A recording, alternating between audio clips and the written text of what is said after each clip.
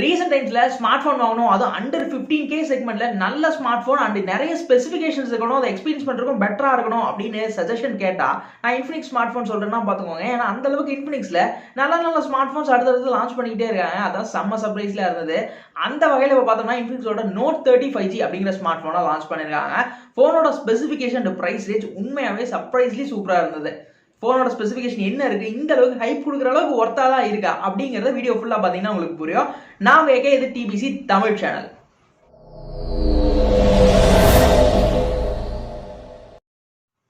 இன்ஃபினிக்ஸோட இந்த note 30 5G smart phone look and design அப்படின்னு பார்த்தோம்னா சர்ப்ரைஸ்லி ஃபோனோட லீக் கவர் ஆகும் போது இதில் ஒரு லெதர் டிசைன் இருக்க போகுது அப்படிங்கிறதெல்லாம் மென்ஷன் பண்ணியிருந்தாங்க. கிட்டத்தட்ட அதே மாதிரி தான் ஆரஞ்சு அண்ட் பிளாக், அது போக இன்னொரு ரெயின்போ கலர் மாதிரியான ஒரு 3 கலர் வேரியன்ட்ல ஸ்மார்ட் ஃபோன் எடுத்துட்டு வராங்க. லுக் வைஸ்ல சூப்பரா இருந்தது. சத்தியமா சொல்லணும், இது அண்டர் 15K செக்மெண்ட்ல கூடிய ஒரு ஸ்மார்ட் ஃபோன் சொல்ல முடியாத அளவுக்கு டிசைன் வந்து மெயின்டைன் பண்ணியிருந்தாங்க இன்ஃபினிக்ஸ். அதுவே வந்து கொஞ்சம் ஆச்சரியமா இருந்தது. பேக்ல 2 கேமராஸ், ஆக்சுவலா 3 கேமராஸ், ஒன்று வந்து ஏஐ இருக்கக்கூடிய ஒரு செட்டப். பார்க்கறதுக்கு நீட்டா கொஞ்சம் அப்பர் செக்மெண்ட் ஒரு 30,000 ரூபாய்க்கு மேல கூடிய ஸ்மார்ட் போன்ல என்ன லுக் மெயின்டைன் ஆகுமோ அந்த மாதிரியான லுக்ல தான் ஸ்மார்ட் போன் இருக்கு அப்படின்னு சொல்லணும். பார்க்கறதுக்கு நல்லாவே இருந்தது. அண்ட் ஃப்ரண்ட்ல ஒரு பஞ்ச் ஹோல் டிஸ்பிளே இருக்கக்கூடிய ஒரு டிஸ்பிளே செட்டப்போட எடுத்துட்டு வந்தாங்க. ஆக்சுவல் டிஸ்பிளே ஸ்பெக் அப்படின்னு பார்த்தோம்னா 6.78 இன்ச்சஸ் இருக்கக்கூடிய ஒரு full HD plus LCD displays place பண்ணிருக்காங்க. ஆக்சுவலா அமலட் இல்ல, பட் இந்த செக்மெண்ட்ல இவங்க கொடுக்கக்கூடிய ஸ்பெசிஃபிகேஷன்லாம் கம்பேர் பண்ணும்போது சில டவுன் கிரேட்ஸ்ல இது ஒண்ணு.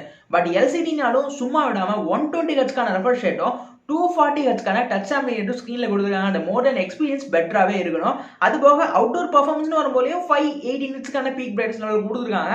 அண்ட் பெட்டர் தான் கண்டிப்பா இந்த செக்மெண்ட்ல 580 நிட்ஸ்ங்கிறது ஓகே. இந்த ஸ்பெக்கை வச்சு கம்பேர் பண்ணி பார்க்கும்போது 580 நிட்ஸ்ங்கிறது ஓகே. அவுட்டோர்ல எல்லாம் கூட ஸ்கிரீன் பார்க்கும்போது ஓரளவுக்கு நல்லாவே பர்ஃபார்மிங்கா இருக்குன்னு சொல்லலாம்.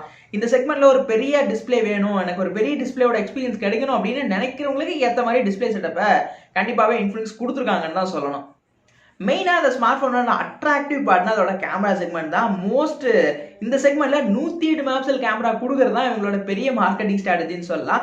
108 மெகாபிக்சல் கொடுக்குறாங்க. அந்த 108 மெகாபிக்சல் சும்மா கொடுக்காம நிறைய மோட்ஸும் அதுக்காக ஸ்பெசிஃபிக்காக கொடுத்துருக்காங்க. டுவெல் வியூ மோட், இந்த விளாகர்ஸ்க்கெல்லாம் ஏற்ற மாதிரி, கண்டென்ட் கிரியேட்டர்ஸ்க்கு ஏற்ற மாதிரியும் சில விஷயங்கள் ரொம்ப பேசிக்கான ஒரு கண்டென்ட் கிரியேட்டா ஸ்டார்ட் ஆகணும்னு நினைக்கிறவங்களுக்கு கூட நிறைய ஸ்பெக் வந்து யூஸ் பண்ற மாதிரியான ஆப்ஷன்ஸோட கேமராஸ் எடுத்து வந்துருக்காங்க. அண்ட் போட்டோகிராஃபிஸ்க்கு சொல்ல போனா நிறைய விஷயங்களுக்கு நல்லாவே பண்ணியிருக்காங்க. அண்ட் சினிமா மோட்ஸ்னு கூட சிலதெல்லாம் சொல்றாங்க. அண்ட் எக்ஸ்பீரியன்ஸ்க்கு பெட்டராகவே இருக்கும். பட் இதில் 4K வரைக்குமான ரெசல்யூஷன்ல ரெக்கார்ட் பண்ணிக்க முடியாது. பட் 2K ரெசல்யூஷன் 1080 கொஞ்சம் பெட்டர் அப்கிரேடா 2K வரைக்கும் இருக்கக்கூடிய அந்த ஒரு கேப்பபிலிட்டியில் ரெக்கார்ட் பண்ணிக்க முடியும் 30 FPSல. அந்த ஒரு விஷயம் அதில் ஓகே நல்லா தான் இருந்தது. பட் 1080p இல்லாமல் கொஞ்சம் ஒரு அப்கிரேட் பார்ட்டா வந்து ஒரு சின்ன ட்ரை வந்து நல்லா இருந்துன்னு சொல்லலாம். அண்ட் செகண்டரியா ஒரு 2 மெகாபிக்சலுக்கான டெப்த் சென்சார் கொடுத்துருக்காங்க.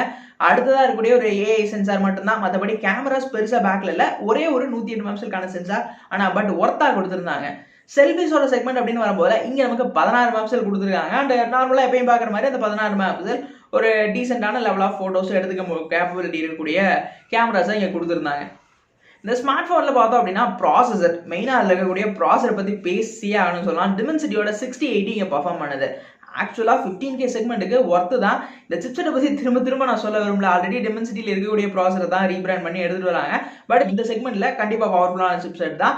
14 5G பேண்ட் சப்போர்ட் பண்ணுது. ஏர்டெல் ஜியோ எதா இருந்தாலும் யூஸ் பண்ணிக்க முடியும். அண்ட் 5G கேப்பபிலிட்டியும் கொடுக்கறது இந்த செப்போட ஒரு மாஸ்டர் பாயிண்ட் அப்படின்னு சொல்லலாம். அது மட்டும் இல்லாம கேமிங் எக்ஸ்பீரியன்ஸ் இந்த 15K செக்மெண்ட்ல ஓரளவுக்கு பெட்டராகவே வந்து இது எக்ஸ்பீரியன்ஸ் பண்ண வகையில பார்த்தோம் அப்படின்னா கேமிங் எக்ஸ்பீரியன்ஸையும் பெருசா மோசம் பண்ணாத லெவலுக்கு இந்த போனை கொடுத்துருக்கிறது இன்னொரு பாசிட்டிவா அந்த போன்ல நான் பார்த்தேன்.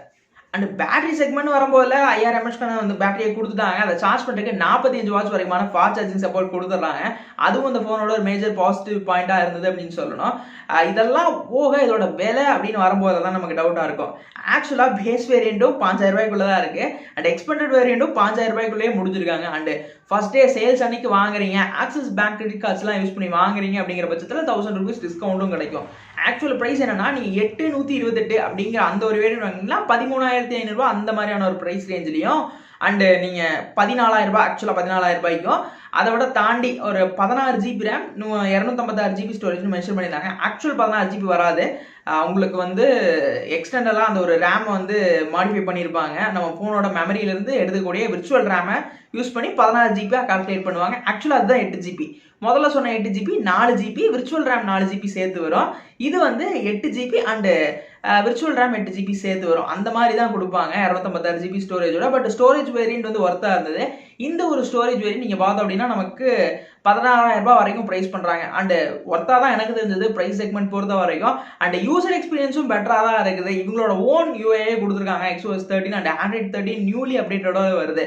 பட் பெரிய ப்ளோட்வேர் ஆப்ஸ் இஷ்யூஸும் இப்போதைக்கு இல்ல இன்ஃபினிக்ஸ்ல. அது வரைக்கும் ஸ்மார்ட் போன் சந்தோஷம் தான். ஒரு புது எக்ஸ்பீரியன்ஸ் கிடைக்கும். அண்ட் பட்ஜெட் செக்மெண்ட்ல நிறைய ஸ்பெசிபிகேஷன்ஸ் எக்ஸ்போர்ட் பண்ணி வாங்குறவங்களுக்கு ஏத்த மாதிரியான ஒரு ஸ்மார்ட் போனால இந்த இன்ஃபினிக்ஸோட Note 35G இருக்குன்னு தான் சொன்னோம். எனக்கு பர்சனல் ஃபேவரட் அந்த ஃபோன் பிடிச்சிருக்கு. செம்ம ஒரு காம்படிட்டிவான போனா மார்க்கெட்ல இறங்கிருக்கு. என்னோட ஒப்பீனியன் தான், கெட்ட வாங்கணும்னு ஐடியா இருக்கவங்களுக்கு தாராளமா சூஸ் பண்ணலாங்கிற அளவுக்கு சஜஸ்ட் பண்ணுவேன். பட் உங்களோட ஒப்பீனியன் தான் ஃபோன் வாங்குறது வாங்காது அப்படிங்கிறலாம். வீடியோ எப்படி இருந்தது, நல்லா இருந்ததா, யூஸ்ஃபுல்லா இருந்ததா, மெயினா உங்களுக்கு யூஸ்ஃபுல்லா இருந்தது அப்படிங்கிறத கமெண்ட்ஸ் பண்ணி சொல்லுங்க. வீடியோ பிடிச்சதுன்னா லைக் பண்ணிட்டு சேனலை சப்ஸ்கிரைப் பண்ணிக்கோங்க. ஃப்ரெண்ட்ஸ் யாராவது பார்க்கணும்னு வச்சா ஷேர் பண்ணுங்க. தேங்க்யூ ஃபார் வாட்சிங்.